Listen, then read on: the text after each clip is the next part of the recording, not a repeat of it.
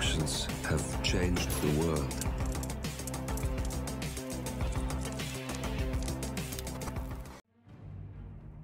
Hello, and welcome back to the world of assassination and the trending contracts. And today's contract, Hokkaido Death Festival, set on the Hokkaido Snow Festival map, and the contract ID is up on the screen now for anyone who wishes to have a crack at it, and has been supplied to us today courtesy of Hero Baker. So on to our briefing, 2 Hokkaido missions combined into one. So moving on to our targets, and today we have 2 of them with no stipulations on how we dispatch them or what we wear whilst we do so, so we have a free map. So for today's challenge we'll be starting at the default location, and the only items we'll be bringing with us will be a remote micro taser, some coins, and our silenced pistol. So right from the start and off the bat, we are going to exit the sushi bar, and we're going to head straight over to the bathrooms just by the stairs here. And the first thing we need to do is relieve the permanent resident of his consciousness briefly. There we go. We're going to hide him in the closet in the right hand cubicle, as the left hand cubicle is occupied also by a permanent resident, but we don't need to disturb him. So once we have the bathroom foyer area to ourselves, we're going to drop a coin somewhere in the center of the room. Let's see, around here should do. And all we have to do now really is wait for our first target, and that will be Dimitri.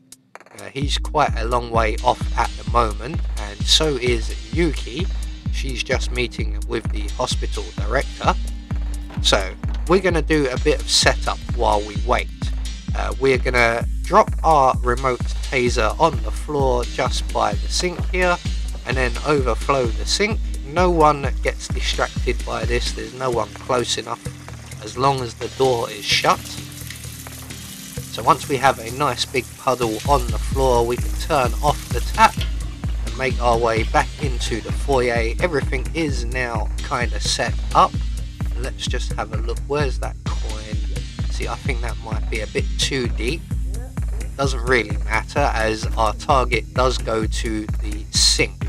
But I'd like to keep him away from the mirror as much as possible.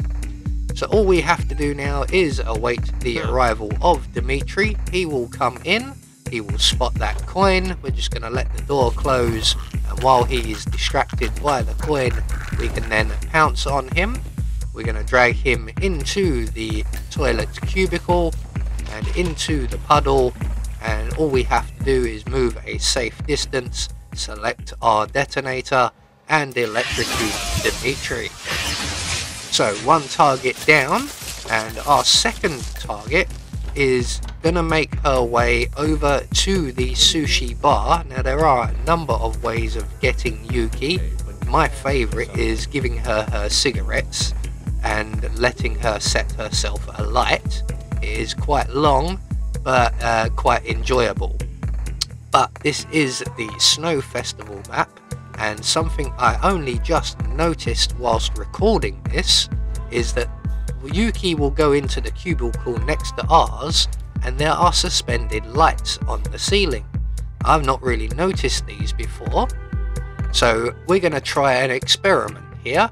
And when the Yuki comes over to the sushi bar, as part of her routine, she will go into that cubicle and stand directly underneath those lights. Now the question is, can we get a shot off from here and escape?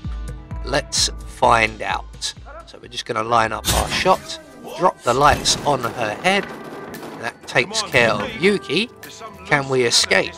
We're just going to go brass balls to the wall and just run for it. As you can see, there were a lot of enforcers around, it might be wiser to hang around in the cubicle before bolting for the exit. Luckily enough, we got away with it that one time, and we can then escape via the cable car. So there we go, one more trending contract taken care of. Quite an enjoyable one, a lot of waiting around, but as an assassin I don't mind being patient. So we get confirmation our targets have been eliminated according to plan, and we do manage to get our silent assassin rating. I have been Anubis, and I will see you all in the next video.